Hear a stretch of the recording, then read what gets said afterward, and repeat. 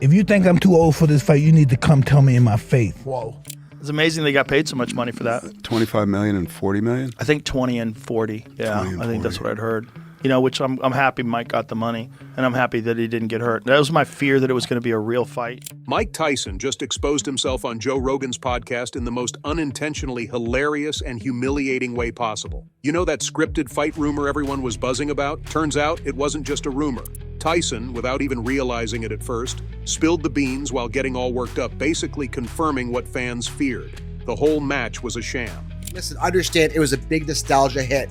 It got our attention. It was a big financial promotion for everybody, and it actually worked. Now, the fight was absolutely terrible, and it feels like Paul was holding back his punches, and at times Mike Tyson was holding back punches. Yes, the legend himself admitted it. And let's just say the backlash from fans and fellow boxers has been anything but subtle. Because for anyone who grew up watching Tyson dominate the ring, this was a gut punch of a different kind. The fighter who once seemed unstoppable was now reminding everyone that even legends bleed, that even giants can falter.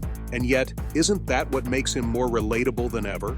Because how many of us have faced moments where we felt the weight of our own limitations? How many of us have battled our own versions of time, doubt, and the ever-watchful gaze of a world waiting for us to fail? Figure of my childhood. Truly, me when too. I was a kid, when he was the champ, it was like, people don't understand what a champ he was. Like, Yeah. he wasn't just the heavyweight champion of the world, he was an executioner. Tyson admitted the uphill battle wasn't just physical, it was emotional. After nearly 2 decades away from professional fighting, getting back into the ring was more than a challenge. I had 8 blood transfusions, he revealed, shaking his head, the weight of the admission sinking into the room. For a moment, the bravado faded, replaced by something rare: vulnerability. The once invincible Iron Mike, stripped of his armor, letting the world see the toll of his journey. Bro, your head is so big. It didn't hurt. Like, he didn't really land anything. No, because your head is, Like, I just even tell you, the you one can just he take landed- impact like crazy. Even the one he landed, I saw it coming and I went like this.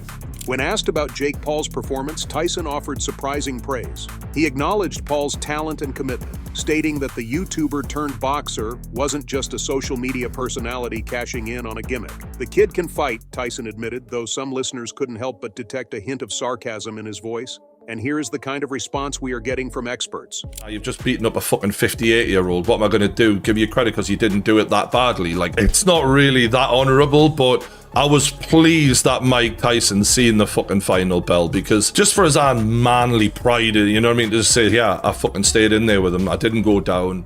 And then came the inevitable question about the fight being scripted. Is this rigged or not rigged?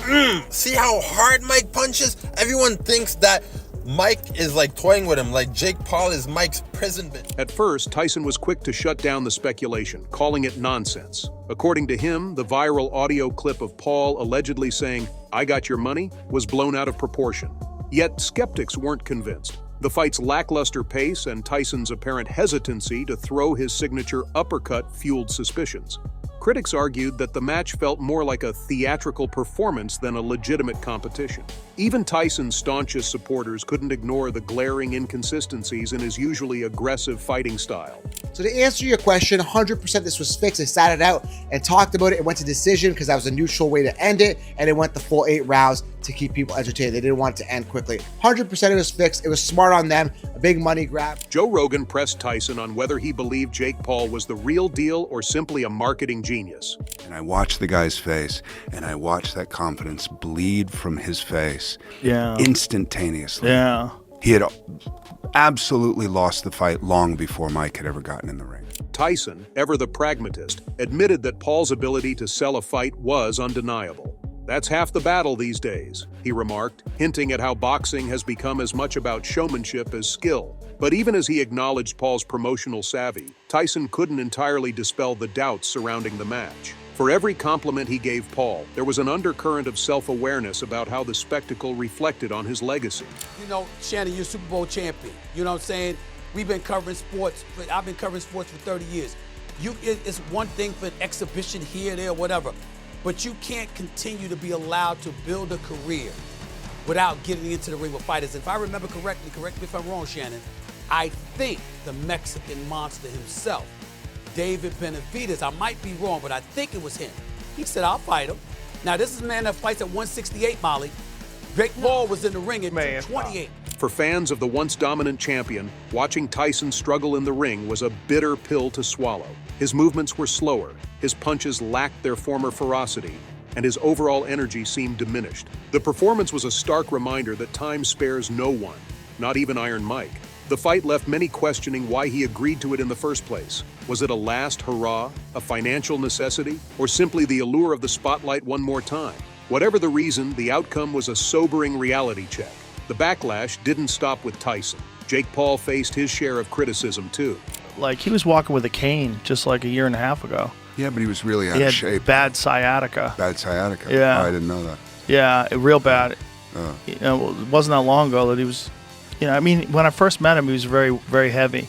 He was not working out at all, and I asked him, how come you don't work out? He goes, I don't want to ignite my ego. Analysts alike accused him of holding back, suggesting that he could have finished the fight if he wanted to. The leaked audio clip only added fuel to the fire, with some interpreting it as proof that the bout was nothing more than a cash grab. Social media erupted, with hashtags like #OneScriptedFight trending as fans dissected every moment of the match. While Paul's defenders argued that his rising star was injecting new energy into boxing, purists saw it as a betrayal of the sport's integrity. No, listen to what I'm saying.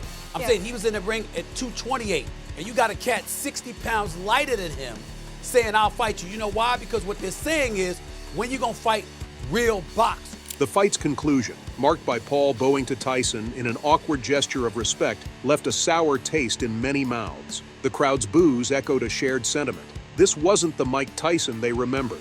The man who once struck fear into opponents now seemed like a shadow of his former self.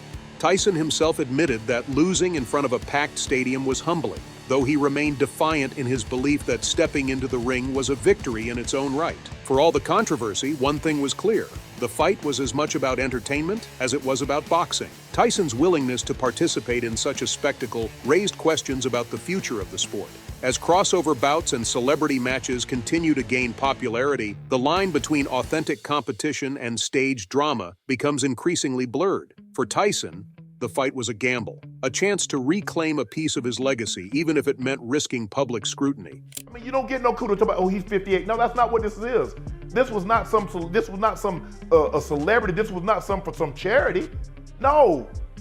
We're gonna do this. And Jake Paul, they asked Jake Paul, did he take his foot off the gas? Stephen A, this is what he said. Yeah, definitely a bit. I wanted to give the fans a show, but I didn't want to hurt someone that didn't need to be hurt.